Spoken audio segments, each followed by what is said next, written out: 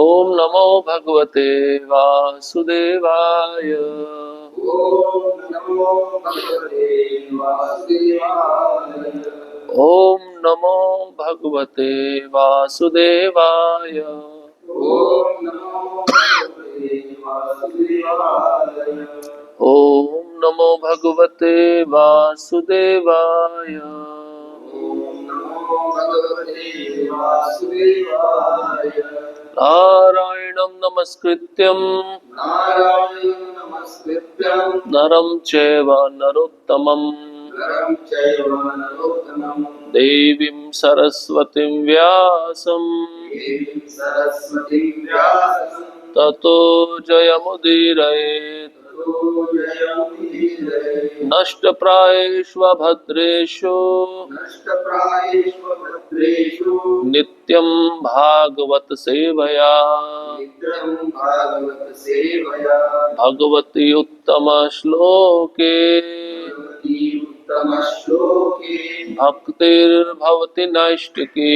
भक्तिर्भवति नैष्ठिकी। कृष्णाय वासुदेवाय कृष्णाय वासुदेवाय देवकी नंदनाय च देवकी नन्दनाय च नंदगोपकुमाराय नन्दगोपकुमाराय गोविन्दाय नमो नमः।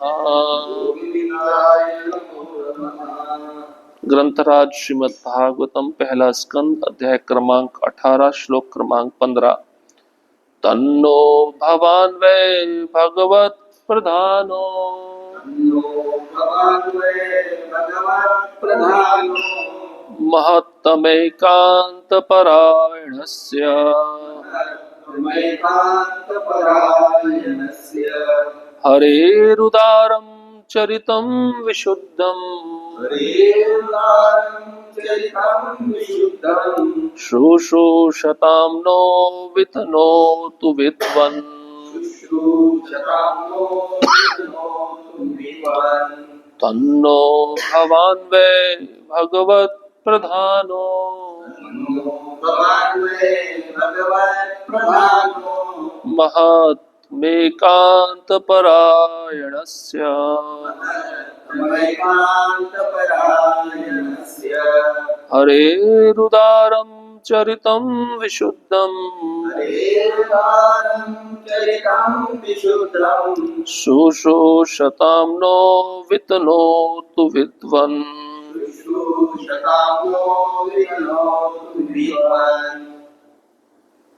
तन्नो भवान् वै भगवत् प्रधानो तन्नो भवान् वै भगवत् प्रधानो महत्तमैकान्तपरायणस्य महत्तमैकान्तपरायणस्य हरेरुदारं चरितं विशुद्धं हरेरुदारं चरितं विशुद्धं शुश्रूषतां नो वितनोतु विद्वान् शुश्रूषतां नो वितनोतु विद्वान्।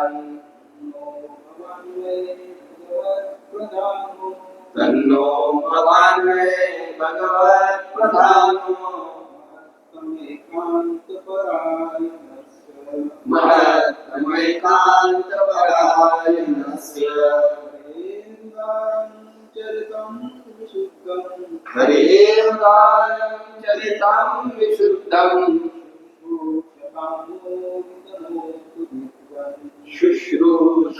नो वितनोतु विद्वान्। तन्नो भवान् वै भगवत् प्रधानो महत्तमैकान्तपरायणस्य हरेरुदारं चरितं विशुद्धं शुश्रूषतां नो वितनोतु विद्वान्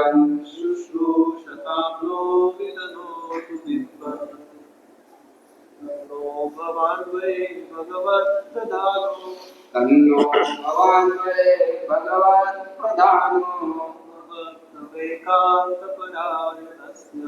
महत्तमैकान्तपरायणस्य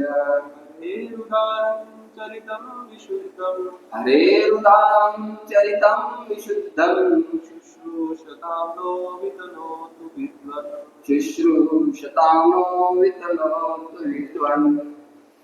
शब्दार्थ तत् यातेव अतएव न हम सबका भवान आप वै निश्चय ही भगवत भगवान से संबंधित प्रधान मुख्यतः महत्तम सबसे बड़े एकांत एकमात्र परायणस्य आश्रय का हरे भगवान का उदारम निष्पक्ष चरितम कार्यकलाप विशुद्धम दिव्य शुश्रूषताम सुनने के इच्छुक हैं न हम वितनोतु कृपया करके वर्णन करें विद्वान हे विद्वान। अनुवाद और तात्पर्य। हिज डिवाइन ग्रेस ऐसी भक्ति वेदांत स्वामी शिल प्रभुपाद द्वारा शिल प्रभुपाद की जय। हे सूत गोस्वामी, आप विद्वान हैं तथा भगवान के शुद्ध भक्त हैं, क्योंकि आपकी सेवा का प्रमुख उद्देश्य भगवान है। अतएव आप कृपया हमें भगवान की लीलाएं कह सुनाएं जो समस्त भौतिक विचारधारा से ऊपर है, क्योंकि हम ऐसा संदेश प्राप्त करने के लिए आतुर हैं। तात्पर्य, भगवान के दिव्य कार्यकलापों के वक्ता का एक ही लक्ष्य होना चाहिए और वह है पूर्ण पुरुषोत्तम भगवान कृष्ण की पूजा तथा सेवा। और ऐसी कथाओं के श्रोताओं को इन्हें सुनने के लिए आतुर होना चाहिए। जब ऐसा संयोग संभव हो जाता है, अर्थात जब योग्य वक्ता तथा योग्य श्रोता का संयोग हो जाता है, तभी दिव्य के विषय में अत्यंत सौहार्दपूर्ण वार्ता हो पाती है। व्यावसायिक वक्ता तथा भौतिकता में लिप्त श्रोता ऐसी वार्ताओं से कभी वास्तविक लाभ नहीं उठा पाते। व्यावसायिक वक्ता वाचक अपने परिवार के भरण पोषण के लिए भागवत सप्ताह का दिखावा करते हैं और भौतिकता ग्रस्त श्रोता भागवत सप्ताह की इन वार्ताओं को किसी न किसी भौतिक लाभ यथा धार्मिकता, संपत्ति, इंद्र तुष्टि या मोक्ष के लिए सुनते हैं। भागवत की ऐसी वार्ताएं भौतिक गुणों के कलमश से शुद्ध नहीं रहती, लेकिन नैमिषारण्य के मुनियों तथा शिल सूत गोस्वामी के मध्य चल रही वार्ताएं दिव्य स्तर पर थी। इनमें भौतिक लाभ का कोई उद्देश्य नहीं था। ऐसी वार्ताओं में श्रोता तथा वक्ता दोनों को असीम दिव्य आनंद की प्राप्ति होती है। अतः वे ऐसी वार्ताओं को हजारों वर्षों तक चालू रख सकते हैं। अब तो भागवत सप्ताह केवल 7 दिनों तक रखा जाता है और खेल खत्म करने के बाद श्रोता तथा वक्ता दोनों पहले की तरह भौतिक कार्यों में लग जाते हैं।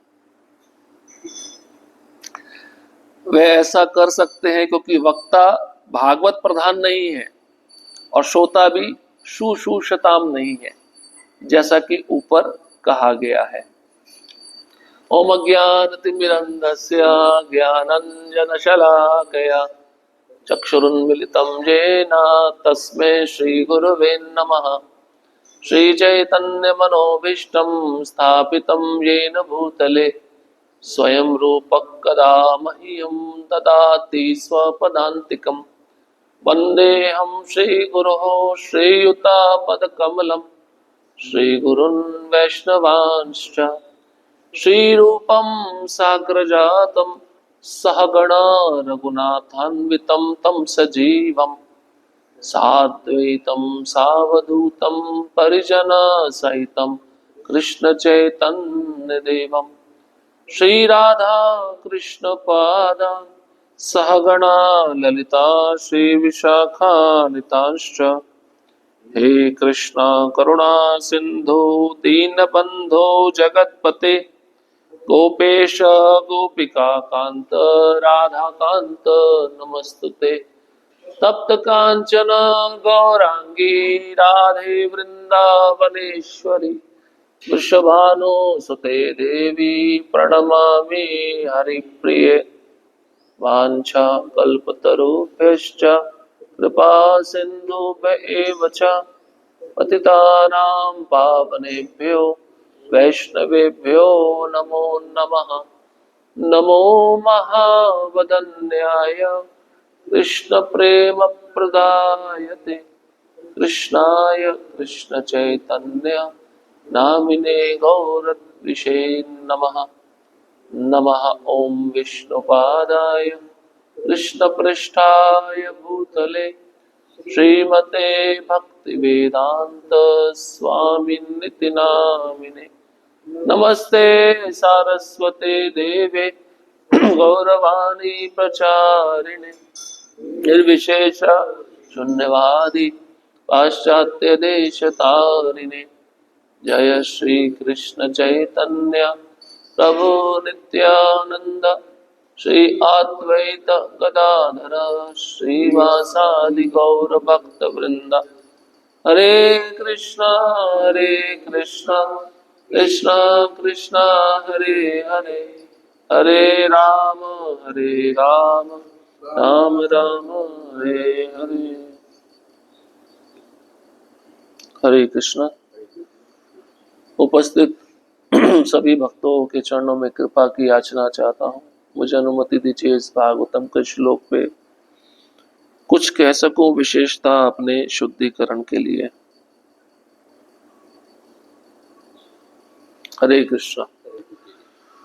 बहुत सुंदर तात्पर्य प्रभुपाद जी लिखे हैं। आई ओपनर, आंखों को खोल देने वाला। शुद्ध भक्त ही इस प्रकार से भागवतम के श्लोकों पर टीका लिख सकते हैं। उनकी मान्यता है, उनका अधिकार है सच बोलने का, क्योंकि उन्होंने अपने जीवन में सच का पालन किया है। बोलना बहुत आसान होता है, जब करने की बारी आती है तो व्यक्ति कर नहीं पाता। और कई लोग ऐसे होते हैं व्यास आसन पे बैठ के बड़ी बड़ी बातें करते हैं लेकिन आचरण कुछ नहीं होता। उसी के विषय में आज बताया गया है। सुनने वाला और बोलने वाला, इनका संबंध कैसा होना चाहिए, और जब दोनों का संबंध अच्छा होता है तो भगवान की कथा कैसे प्रभाव डालती है। बहुत विशेष बात प्रभुपाद जी लिख रहे हैं। और इस श्लोक में कुछ ऐसे शब्द हैं जिन पे चिंतन करना बहुत आवश्यक है। एक है परायणस्य। जो वक्ता है उसका आश्रय केवल भगवान की पूजा और सेवा होनी चाहिए। प्रभुपाद जी लिख रहे हैं जो भगवान की कथा सुना रहा है व्यास आसन पे बैठ के, उसका उद्देश्य केवल कृष्ण की सेवा, अपना कोई स्वयं भौतिक लाभ नहीं, है ना। और सुनने वाले के अंदर शुश्रुताम, इच्छुक होना चाहिए, इच्छा होनी चाहिए सुनने की। कीर्तन तो सब सुनते हैं अलग अलग धुन में। हाँ, किसी को बोला जाए कीर्तन करो, हर 5 मिनट के बाद उसका धुन बदलना शुरू हो जाता है। क्यों? क्योंकि एक धुन पे स्थिर नहीं है।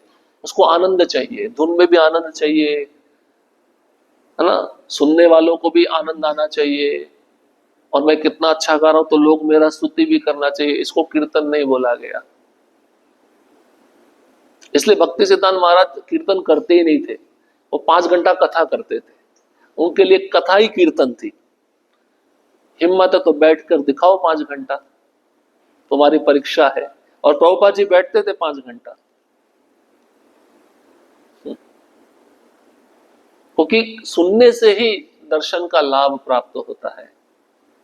ऐसा नहीं है कि भक्ति सिद्धांत महाराज कीर्तन को पसंद नहीं करते थे, करते थे, लेकिन कीर्तन उस भक्त के मुख से सुनते थे जो बहुत ही विनम्र है, जो अपने जीवन में वैष्णव गुणों का पालन कर रहा है, आचरण कर रहा है, उससे सुनते थे। एक बार जब वह शरीर त्याग रहे थे तो उनके बहुत सारे शिष्य थे। उसमें से एक शिष्य बहुत अच्छा गाता था लेकिन भाव से नहीं गाता था, वो अपनी लाभ पूजा प्रतिष्ठा के लिए गाता था। तो भक्ति सिद्धांत महाराज का बहुत ही पसंदीदा भजन है श्री रूप मंजरी पाद। बहुत सुंदर भजन है। सेवा की अभिलाषा वाला भजन है कि मुझे भी रूप गोस्वामी के चरणों में सेवा प्राप्त हो, इस अभिलाषा से भक्ति सिद्धांत महाराज सुनते थे। लेकिन अब वो जो शिष्य था उसको ऐसा लगा कि मेरे गुरु महाराज शरीर छोड़ने वाले हैं, तो उनका जो बहुत ही प्रिय भजन है उसको मैं गाता हूं जिससे मैं उनको प्रसन्न कर पाऊंगा। उसने गाना शुरू किया तो भक्ति सिद्धांत महाराज तो शुद्ध भक्त है, वो समझ गए इसके मन का भाव क्या है। ये मेरी प्रसन्नता नहीं चाहता, ये प्रसिद्धि चाहता है। तो उन्होंने रोक दिया और अपने अन्य शिष्यों को बोला कि उस भक्त को लाओ जो सबसे बेसुरा गाता है। तो उस भक्त को लाया गया। अब उसको बोला गया आप ये भजन अपने गुरु महाराज के संतुष्टि के लिए गाइए। तो उसने जब भजन गाया तो भक्ति सिद्धांत महाराज की आंखों से आंसू आने लगे, क्योंकि गुरु जानते शिष्य का क्या भाव है। तो यहाँ पे शौनक आदि ऋषि श्रोता है, सुनने वाले हैं, सूत गोस्वामी वक्ता है, बोलने वाले हैं। तो प्रभुपाद जी लिखते हैं अगर वक्ता भागवत प्रधान नहीं है, व्यासासन पे बैठने वाला वक्ता, अगर वो उसका लक्ष्य कृष्ण की सेवा या पूजा नहीं है तो कुछ भी बोल रहा है, चाहे वो भगवान से संबंधित क्यों ना हो, उसकी वाणी सुनने वाले पे प्रभाव नहीं डालने वाली, चाहे वो 1000 जन्म तक कथा कर ले। और सुनने वाले में सुनना के लिए उत्साह नहीं है, इच्छुक नहीं है, तो कितना भी बैठ के सुन ले, अगर उसका लक्ष्य, जैसे आजकल लोग कथा कराते हैं ना 7 दिन की, क्यों कराते हैं कि हम कितने धर्मशील हैं, हमारा नाम हो जाए, क्या कोई भौतिक इच्छा वो पूरी हो जाए। इस उद्देश्य से भी अगर कोई भागवत कथा सुन रहा है तो प्रभाव नहीं डालेगी आपके ऊपर। वो उपमा सुने है ना, सनातन गोस्वामी क्या कहते हैं, सांप जहरीला होता है और दूध अमृत होता है। अगर सांप दूध को स्पर्श कर ले तो दूध भी जहरीला बन जाता है, और दूध को अगर कोई पिएगा तो मर जाएगा। इसलिए जो प्रभुपाद लिख रहे हैं व्यवसायिक कथावाचक, पैसा लेने वाले, आजकल बहुत सारा एग्जाम्पल है, आपको बताते हैं, नाम लेके बताएंगे। कई ऐसे कथावाचक है जिनका अपना चार्टर प्लेन है, पर्सनल। इस चार्टर प्लेन में वो अपने परिवार के साथ घूमते हैं। वो चार्टर प्लेन कहां से आया, पैसा लगा होगा ना, जो कथा कराते हैं उनसे पैसा लिया होगा। सुखदेव गोस्वामी तो आज तक कभी चार्टर प्लेन में नहीं घूमे थे। सुत गोस्वामी कोई चार्टर प्लेन में नहीं घूमे थे। हाँ, हमारे गुरु महाराज, हमारे सन्यासी घूमते हैं, उनका व्यक्तिगत प्लेन नहीं है। जिस प्लेन से जाते हैं उनको बुलाया जाता है कथा करने के लिए, सेवा करने के लिए, उनका लक्ष्य सेवा करना है, इंद्र तृप्ति नहीं है। फिर एक कथावाचक मैंने देखा पेरिस जाके एफिल टावर के साथ फोटो खिंचवा रहा है, फेसबुक पे डाल रहा है। उसका लक्ष्य क्या हो गया, पेरिस घूमना। अब ऐसे व्यक्ति के मुख से आप कथा सुनोगे, आप क्या सुन रहे हो, आप जहर सुन रहे हो, जहर। ऐसे शुद्ध भक्त मिलना बहुत दुर्लभ है संसार में। प्रभुपाद से हिप्पी लोग क्यों आकर्षित हो गए, प्रभुपाद भागवत कथा कभी नहीं किए, आधा घंटे का लेक्चर करते थे, उसी लेक्चर से लोग इतना प्रभावित हो जाते थे, क्योंकि वो शुद्ध भक्त है। उन्होंने कभी समझौता नहीं किया अपने जीवन में।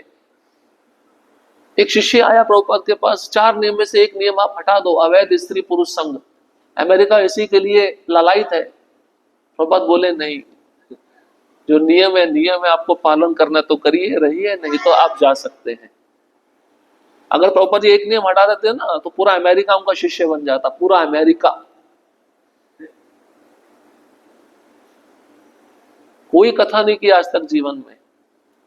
आप सोचिए, प्रभुपाद इतने शुद्ध भक्त हैं, वो किसी भी विषय को उठाए वो बोल सकते हैं, उनका अधिकार है बोलने का। जब प्रभुपाद जी दक्षिण भारत में गए, एक हाई कोर्ट जज के घर में रुके, तो वहां पे उस जज ने एक चांदी का मूर्ति कृष्ण का प्रभुपाद जी को भेंट दिया। तो जो हाई कोर्ट जज की पत्नी थी उसको रासलीला सुनना था, रासलीला। तो प्रभुपाद जी को रोज बोलती थी, आप रासलीला सुनाओ ना मुझे। प्रभुपाद जी कुछ उत्तर नहीं देते थे। गंभीर भक्त होता है इस विषय को सुनकर और गंभीर हो जाता है। कुछ उत्तर नहीं देते थे। ऐसा 1 दिन हुआ, 2 दिन हुआ। अब कोई बार बार जिद करे तो फिर जवाब भी देना पड़ता है ना। उस माता जी ने फिर कहा, स्वामी जी रासलीला सुनाई ना मुझे, रासलीला। प्रभुपाद बोलते हैं, आप सुनने के योग्य हो, मैं बोलने के योग्य नहीं हूं। ये उत्तर था प्रभुपाद जी का। व्यवसायिक कथावाचक केवल इंद्र तृप्ति करता है कथा करके, और कथा सुनने के बाद वैराग्य आना चाहिए। प्रभुपाद जी लिख रहे हैं, कथा सुनने के बाद सुनने वाला घर गया, वही काम धंधा शुरू कर दिया, फिर कथा सुनने का फायदा क्या हुआ? वैराग्य का मतलब क्या है? अंदर से वैराग्य आना चाहिए। घर में रहो लेकिन विरक्त होके रहो। लेकिन अब आप कथा सुन लिए, घर में गए, जो काम धंधा आप पहले करते थे वही अब कर रहे हैं, वो कथा सुनने का कोई फायदा नहीं हुआ, क्योंकि वो वक्ता अच्छा नहीं था। इसलिए बहुत सारे चैनल खोल के रखे हुए हैं। एक वक्ता ऐसा भी है जो क्रिकेट का शौकीन है। वो स्वयं बोलते हैं कि भाई जब मैं कथा करता हूं, मेरी कथा में कोई शिष्य बैट लेके आता है, क्रिकेट का बैट, तो मेरे से रहा नहीं जाता। कथा होने के बाद मैं उसी पंडाल में क्रिकेट खेलता हूं। और उसके करोड़ों फॉलोअर्स हैं। अजीब लगता नहीं लगता आपको? कलयुग में कली के चेलों ने कैसी कैसी दुकान खोल के रखी हुई है, और वो चाय भी पीते हैं, उनके भंडारे में चाय भी बटती है, पियो। तो ऐसे वक्ताओं ने, एक वक्ता ऐसा लंबे लंबे बाल है, तो ऐसे वक्ताओं ने क्या किया, एक क्रिकेट लीग बनाया। से आईपीएल है ना, वक्ताओं को भी क्रिकेट लीग होता है। तो 4 वक्ता थे, चारों दोस्त थे, चारों भागवत कथा कर रहे वाले, और चारों के चारों लीग बनाया, चारों की चारों की टीमें वो क्रिकेट खेल रहे हैं। मेरे को समझ में नहीं आता, एक जगह तो आप व्यास आसन पे बैठ के बड़ा गुणगान करते हो, और जब व्यास आसन से उतरते हो उसी का अपमान करते हो। क्या चल रहा है? एक वक्ता तो सीधा बोलता है, चाय पीने में कोई बुराई नहीं है, चाय आप पी सकते हो। अब ऐसे लोगों के मुख से कथा सुनो तो वो जादू भी दिखा देते हैं। जादू कैसे दिखाते हैं? उस कथा में बहुत सारे लोग आते हैं अपनी भौतिक इच्छा को पूरा करने के लिए। किसी के शरीर में भूत घुसा हो तो भूत के मंत्र भी हैं, और मंत्र देकर, बभूति होती है, बभूति, बोले बभूति लेना, माथे पे लगाना, एक मंत्र दिया, उसका जप करना, भूत सामने नाचने लगता है, भूत निकल जाता है। उनको लगता है जो काम डॉक्टर नहीं कर पाया वो भागवत के कथा के वक्ता ने कर दिया, ये भगवान है हमारे लिए। अंधा यथा अंधा उपनीय माना, प्रहलाद महाराज कहते हैं। अंधा व्यक्ति अंधे व्यक्ति का अनुगमन कर रहा है, और वो जिसका अनुगमन कर रहा है वो तो खड्डे में गिरने वाला है, जो पीछे उसके चल रहे हैं वो भी खड्डे में गिरने वाले हैं। भाई आप मुझे बताइए, ये प्रसंग आपने पहले भी सुना होगा। 7 दिन सुखदेव गोस्वामी कॉन्टिन्यूस परीक्षित महाराज को कथा सुनाए। 7 दिन, दिन रात एक ही जगह पे बैठ के, जिसमें दोनों ने कुछ खाया नहीं, कुछ पिया नहीं। इसका मतलब क्या था? जो कथा कह रहा है उसका लक्ष्य कृष्ण है, इसलिए उसको शरीर से संबंधित जो देहात्म बुद्धि होती है ना, वो प्रवेश नहीं कर पाती, भूख प्यास नहीं लगती उसको, तो वो शरीर से, आत्मा के स्तर पर रहता है, शरीर से परे हो जाता है। और जो सुन रहे हैं कौन? परीक्षित महाराज, जो 7 दिन में मरने वाले हैं, वो मृत्यु के भय से मुक्त हो गए। दूसरा, जब बीच में सुखदेव गोस्वामी उनको बोले 4 दिन हो गया, आप थक गए होंगे, थोड़ा सा पानी पी लीजिए। वो बोले नहीं नहीं, पहले मैं पानी के चक्कर में बहुत बड़ी गलती कर दिया, अभी तो आप अमृत पिला रहे हो, इसके सामने तो पानी कुछ भी नहीं है, उस अमृत को मैं कहां से पी रहा हूं। इसलिए सुनिए, जो कीर्तन में बहुत भाग लेता है लेकिन श्रवण में भाग नहीं लेता ना, वो गंभीर भक्त कभी नहीं बन पाएगा। अच्छा, एक बात और करते हैं आपसे, रियलिटी। कीर्तन में वाद्य यंत्र बजते हैं, इंस्ट्रूमेंट बजता है, अच्छा लगता है ना। संगीत चाहिए जीवन में हमारे मन को शांत करने के लिए, लेकिन कीर्तन के समय नींद नहीं आती, जप के समय नींद आ जाती है। ऐसा क्यों? क्योंकि जप के समय कोई वाद्य यंत्र ही नहीं बज रहा। जप असली टेस्ट है। आपकी हरिनाम में, कथा में कितनी रुचि हो, जप बता देगा। अगर आप कीर्तन में बड़े भावुक होकर नाच रहे हो, तो आप जब भी एक स्थान पे बैठकर 16 माला भावुक होके करो, इसका मतलब आप पक्के भक्त हो। आपको कथा में भी रुचि है, सेवा में भी रुचि है, परायणस्य। लेकिन कीर्तन में बड़े जोर जोर से नाच रहे हो, और जब माला बोले तो नींद आ जाती है, या बाहर का थोड़ा नजारा देख लेते हैं, इसका मतलब गंभीर भक्त नहीं हो, बहुत बड़ा प्रॉब्लम है। जप इज द रियल टेस्ट। और पापा जी बोले आपकी भक्ति में प्रगति कीर्तन पे नहीं है, जप पे है। जप को आप कितना ध्यानपूर्वक सुन रहे हो, यही हमारा सबसे बड़ा टेस्ट है। इसलिए प्रभुपाद जी के गुरु भाई थे अकिंचन कृष्णदास बाबा जी महाराज। जब प्रभुपाद जी संन्यास ले रहे थे, वो साथ में बैठे थे, वो बहुत सुंदर कीर्तन कर रहे थे, और प्रभुपाद जी को उनका कीर्तन सुनना बहुत अच्छा लगता था, क्योंकि शुद्ध भक्त है वो। तो संन्यास दीक्षा के समय बहुत सारे वैदिक मंत्र उच्चारण किए जाते ना, जोर से कीर्तन कर रहे थे, तो पुरोहित जो था, जो यज्ञ कराने वाला, उसको बड़ी दिक्कत हो रही थी। उन्होंने बोला आप कीर्तन करना थोड़ा आराम से करो। तो प्रभुपाद जी ने सुन लिया, तो उन्होंने कीर्तन थोड़ा धीमा कर दिया। प्रभुपाद जी ने बाद में उनको कहा थोड़ा जोर से बोलो ना।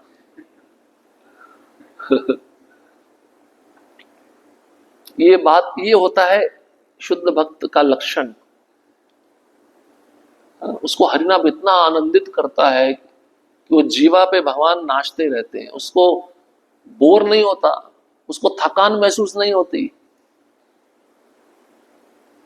प्रभुपाद जी शरीर छोड़ रहे थे, तो भक्तिचारू महाराज उनके मुख खुला हुआ था, चरणामृत डाल रहे थे। तो परम पूज्य भक्तिचारू महाराज ने एक दृश्य देखा, प्रभुपाद जी की जीभ हिल रही है। तो परम पूज्य भक्तिचारू महाराज ने प्रश्न पूछा अकिंचन कृष्णदास बाबा जी महाराज को, वहीं पे थे जब प्रभुपाद शरीर छोड़ रहे थे। उनको पूछा जीभ क्यों हिल रही है? अकिंचन कृष्ण, अब एक शुद्ध भक्त दूसरे शुद्ध भक्त को जानता है ना अच्छे से। एक शराबी दूसरे शराबी को पहचान लेता है ना, गंध से, उसके हाव भाव से, उसके बोलने से। तो अकिंचन कृष्णदास बाबा जी महाराज बोले वो हरिनाम जप कर रहे हैं, हरिनाम उनकी जीवा पे। इसलिए प्रभुपाद जी अंतिम समय में क्या बोले, मेरे को कुछ खाने को मत दो, 3 बूंद चरणामृत और हरिनाम, यही मेरा औषधि है। ये शुद्ध भक्त का लक्षण है। तो कितना महत्वपूर्ण विषय है, कथा को सुनना और बोलने वाला कैसा होना चाहिए। इसलिए प्रभुपाद जी बोलते सुबह का जो भागवतम क्लास है वो सिंसियर भक्तों के लिए, और गंभीर भक्ति उसमें बैठेंगे, एरा गहरा नहीं बैठेगा। एक बार भक्ति सिद्धांत महाराज कथा कर रहे थे कटक में, वो भी सप्ताह कर रहे थे, कथा ज्यादा करते थे। लेकिन उनकी कथा ऐसे नहीं होती थी भागवतम का एक स्कंद ले लिया, दूसरे दिन दूसरा स्कंद ले लिया, नहीं, एक विषय लिया, उसमें 7 दिन बोलना, 5 घंटा। कितना बुद्धि चाहिए सोचिए आप। चलो आप महामंत्र के धुन को 5 घंटा गा सकते हो, लेकिन एक विषय पे 5 घंटा बोल सकते हो क्या? तो उस कथा में एक नशेड़ी आके बैठ गया, नशेड़ी टिपिकल भाषा में, ऐसा नशेड़ी जो हर प्रकार का नशा करता था, गांजा, चरस, अफीम, टोबैको, सिगरेट, पान बीड़ी, मसाला, सब उसकी जेब में भरा रहता था, और रोज करता था, नित्य नियम से करता था। जैसे हम नित्यम भागवत सेवा करते हैं, वो नित्यम रसास्वादन करता था इन चीजों का। अब ऐसा रसास्वादन करने में उसको लत पड़ गई, क्योंकि अब ऐसे व्यक्ति के पास से और थोड़ा सा भी ये नशे वाले पदार्थ दूर करोगे ना, वो रह नहीं पाएगा। जैसे कामी पुरुष होता ना, वो स्त्री को देखे बिना रह नहीं सकता, नशेड़ी आदमी नशे के बिना नहीं रह सकता। तो आके बैठ गया कथा में, उसकी क्या सुकृति थी पता नहीं। अब उसके अंदर ये योग्यता तो नहीं थी, शुश्रुताम सुनने का इच्छुक नहीं था, लेकिन उसकी पूर्व जन्मों की कोई सुकृति होगी, शुद्ध भक्त कथा कर रहे हैं, उसमें आके बैठ गया और जैसे बैठा वो सुनने लगा। अब पता नहीं भगवान की कृपा शुद्ध भक्त के माध्यम से किस पे हो जाए, वो सुनने लगा कथा। सुनते सुनते उसके आंखों में आंसू आने लगे। 7 दिन कथा पूरी नहीं हुई थी, पहले दिन कथा पूरी होने के बाद वो भक्ति सिद्धांत महाराज के चरणों में जाकर दंडवत प्रणाम कर दिया, साष्टांग, और उठ के पता है क्या बोलता है, मुझे दीक्षा चाहिए।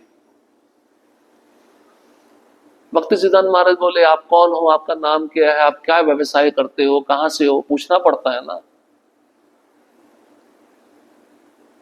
तो इस व्यक्ति ने सच बोला, क्योंकि अब आप गुरु के पास जा रहे हो तो आपको सच बोलना पड़ेगा।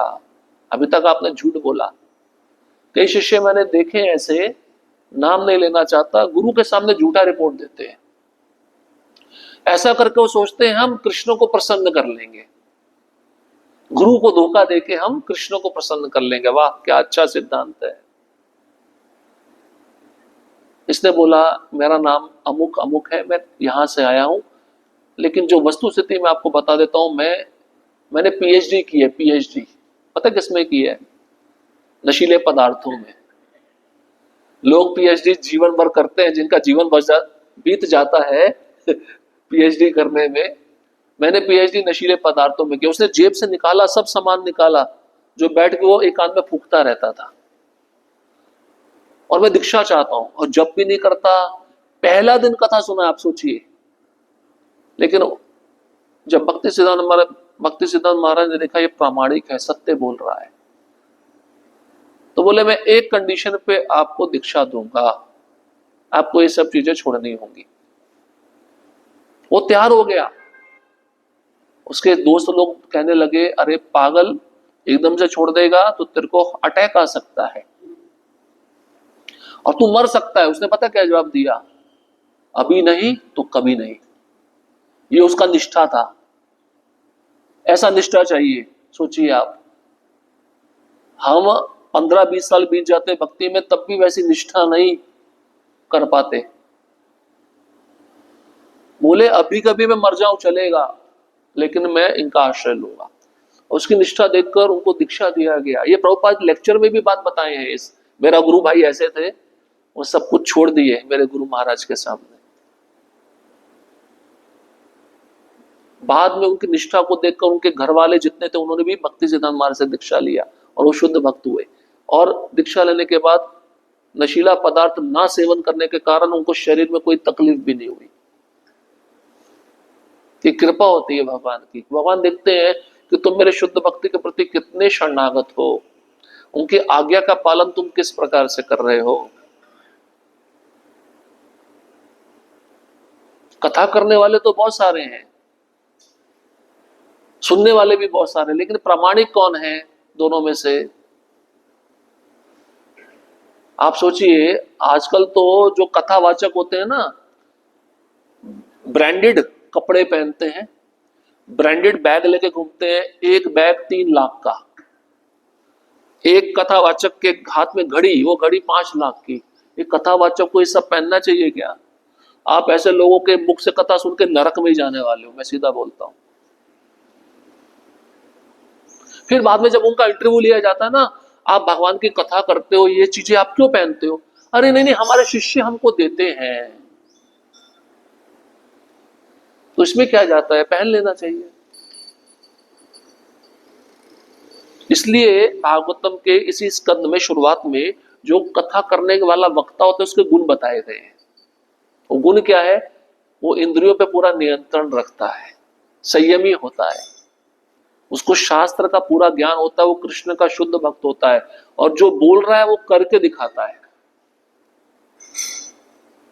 वो अपने जीवन में आचरण करता है। वो आचरण से ही लोग प्रभावित होते हैं। भाई इतने सारे हिप्पी लोग जो नशेड़ी थे ना, हिप्पी मतलब क्या होता है? लंबे लंबे बाल, ड्रग्स, 24 घंटा ड्रग्स पीते रहना। आप सोचिए उस व्यक्ति का हालत। और वो प्रभुपाद को देख के सुधर गए।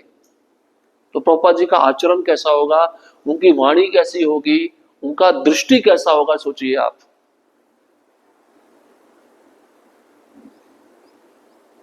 ये होता है शुद्ध भक्त, जो अपने मुख से कृष्ण को देता है, केवल कृष्ण,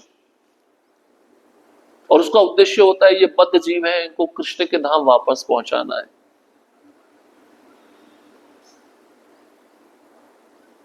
तो इस प्रकार से प्रभुपाद जी बता रहे हैं, जो भागवत सप्ताह होते हैं उसमें अपनी निजी स्वार्थ नहीं होना चाहिए, संपत्ति लेके नहीं करना चाहिए भागवत कथा। आप ऐसा सोचते हैं कि पैसे से भगवान की कथा की जा सकती है? नहीं, कभी नहीं करना चाहिए। हाँ, जो कथा करने वाला है, श्रोता अगर अपनी इच्छा से कुछ दे उस वक्ता के जीवन यापन के लिए, उसको स्वीकार कर लेना चाहिए, लेकिन डिमांड नहीं करना चाहिए मैं इतने लाख में कथा करूंगा तो आप कर सकते हो तो देखिए। बहुत सारे लोग हैं, बागेश्वर सरकार, रमेश भाई ओझा, आसाराम बापू, मैं डरता नहीं किसी से। संस्कार चैनल पे बहुत सारे लोग आते हैं। अब ये सब पैसा, जया किशोरी जी, पता है क्या करते हैं, जब व्यासासन पे बैठते हैं ना, जब भजन गाएंगे तो आंखों से आंसू आने शुरू होते हैं, भाव प्रकट होता है। वो भाव नहीं, दिखावा है लोगों को आकर्षित करने के लिए। लोग पागल होते हैं, चरणों में गिरते हैं। फिर ऐसा भाव 24 घंटा होना चाहिए ना। तो भाव तुम्हारा केवल व्यासासन तक सीमित है? व्यासासन से उतरते ही ब्रांडेड घड़ी, ब्रांडेड कपड़े, ब्रांडेड जूते, अपना चार्टर प्लेन,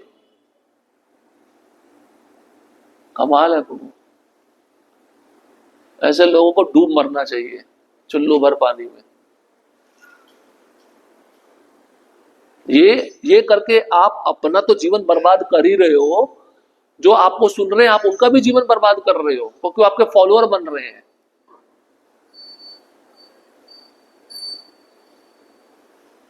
ये प्रभुपाद जी को तो हमने किसी भौतिक वस्तु के साथ जुड़ा हुआ नहीं देखा।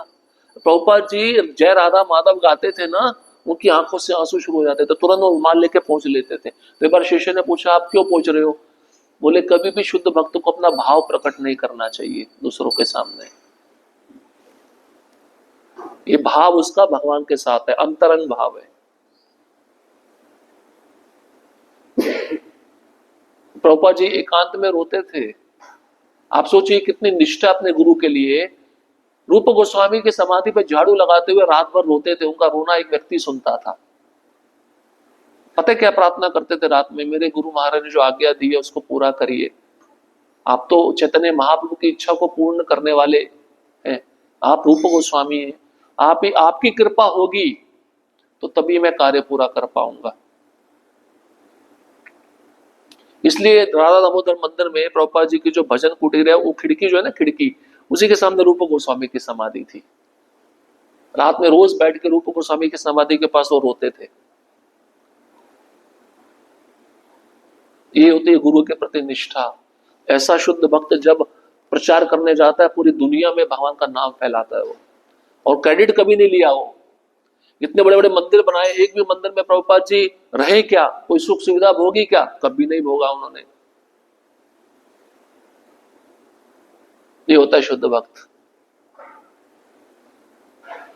इसलिए सूत गोस्वामी को शौनकादि ऋषि कह रहे हैं कि आप शुद्ध भक्त हैं, आप हमें जो कथा सुना रहे हैं सुनाते रहिए। हम चाहते हैं ये कथा चलती रहे, कभी खत्म ना हो।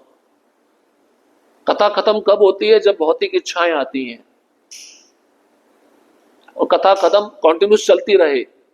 आपको पता है हमारे ही संप्रदाय में एक शुद्ध भक्त हुए, परम पूज्य गौर गोविंद स्वामी महाराज। ये प्रभुपाद के शिष्य थे, इतने शुद्ध भक्त थे, गृहस्थ थे। इस्कॉन में आने से पहले उन्होंने चैतन्य चरणामृत पढ़ रखा था, और प्रभुपाद जी ने इनको हरिनाम दीक्षा, ब्राह्मण दीक्षा, संन्यास दीक्षा एक ही महीने में दिया। वो जानते हैं शुद्ध भक्त है। तो इतने शुद्ध भक्त थे, जब कीर्तन करते थे तो रोना आता था, तो उन्होंने शरीर पता है कैसे छोड़ा? मायापुर में वो कथा कर रहे थे जगन्नाथ भगवान की, व्यास आसन पे बैठ के। व्यास आसन पे बैठते बैठते बोले, कीर्तन करो, शिष्यों को बोले। जैसे कीर्तन शुरू किया उन्होंने व्यासासन पे ही शरीर छोड़ दिया। ये होता है शुद्ध भक्त। और ऐसा मैंने सुना था उनके शिष्यों से, उनके बहुत सारे बच्चे थे, तो ग्रस्त थे, जब वो जप करने बैठे तो एक बच्चा आके उनको, उनका स्वयं का बच्चा, पिताजी पिताजी पापा परेशान करता था, वो उनका मूड खराब हो जाता था। तो वो जो बच्चा परेशान करता था वही बच्चा कुएं में गिर के मर गया।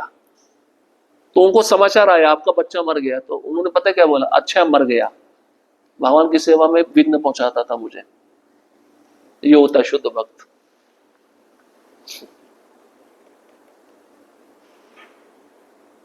तो ये संबंध बताया गया है, संबंध के द्वारा रुचि उत्पन्न होती है। ऐसे ही साधारण संस्था नहीं है ये प्रभुपाद जी की, ये बहुत महान संस्था है, इसमें शुद्ध भक्त है, लेकिन खोजना पड़ेगा आपको। एक शुद्ध भक्त है परम पूज्य राधा रमन महाराज, सिंपल सन्यासी है, सिंपल कपड़े पहनते हैं। एक बार मैं सुना, द्रौपदी की कथा सुना रहे थे, जब द्रौपदी को निर्वस्त्र किया जा रहा था, वो कथा सुनाते सुनाते उनकी आंखों में आंसू आ गए। वो बेचारी कोई उसको बचा नहीं पा रहा था, और सुनते सुनते सबकी आंखों में आंसू आने लगे। उनका जीवन देखा है, सरल जीवन है, कभी कोई डिमांड नहीं है, कोई लाभ पूजा प्रतिष्ठा की इच्छा नहीं। आजकल एक वक्ता बैठता है व्यासासन पे, हजारों कैमरे लग जाते हैं, शूटिंग होता है, कोई नहीं, कुछ नहीं। कभी कभार शुद्ध भक्त कथा करते हैं, पशु आके बैठ जाते हैं सुनने के लिए, क्यों? क्योंकि उस वक्ता का आकर्षण है भगवान के प्रति। ऐसे प्रभुपाद जी भी कभी कभार कथा करते थे, कोई जीव जंतु आके बैठ जाता था, वो नित्य आके बैठता था। तो ये क्वालिटी बताया गया है सूत गोस्वामी में। इसलिए शौनकादि ऋषि कहते हैं आप भौतिक विचारधारा से ऊपर हैं, परे हैं, और आप जो संदेश हमको सुना रहे हैं ना, इस संदेश को सुनने के लिए हम बहुत आतुर हैं। और आप भगवान कृष्ण की सेवा और पूजा, यही आपका प्रमुख उद्देश्य है, इसलिए हम आप ही के मुख से सुनना चाहते हैं, बस, हमें और नहीं चाहिए। ठीक है? हरे कृष्णा कृष्णा कृष्णा हरे हरे, हरे राम राम राम हरे हरे। किसी का कोई प्रश्न, कोई टीका या टिप्पणी? भगवान श्री राम ने निद्रा देवी को आशीर्वाद दिया। भगवान श्री राम ने निद्रा देवी, हाँ,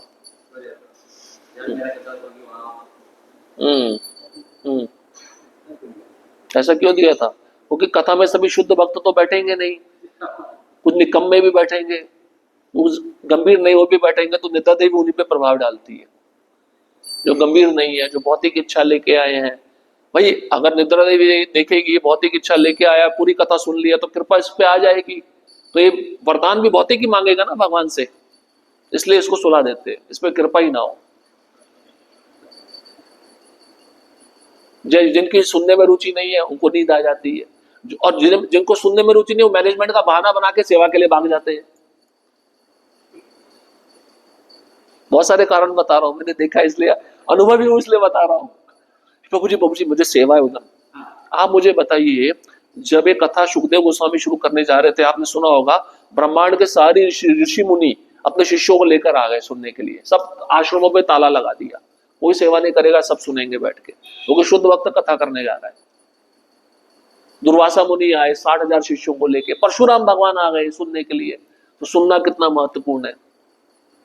अब आप सुनने के अलावा मैनेजमेंट का बहाना लगा रहे हो, सेवा का बहाना लगा रहे हो, तो श्रवण का कृपा कभी नहीं होगा, नहीं होगा। हाँ, जेन्युइन सेवा है वो बात अलग है, लेकिन आपको सुनने का अवसर मिल रहा है तो सुनना चाहिए ना, ये सबसे बड़ी कृपा है, इससे बड़ी कृपा कुछ नहीं है। रुक्मिणी माता ने सुना, कृष्ण को पति के रूप में प्राप्त किया। ब्राह्मणों की पत्नियों ने सुना, उन्होंने कृष्ण को प्राप्त किया। धुंधकारी ने सुना, उसको प्रेत योनि से मुक्त होकर वो भगवान के धाम गया। कितने सारे उदाहरण है। सुनना कितना महत्वपूर्ण है, इसलिए समझो। ठीक है? संतुष्टि मिली आपको उत्तर से? ठीक है। हरे कृष्णा। श्रील प्रभुपाद की जय। श्री राधा श्याम सुंदर जी की जय।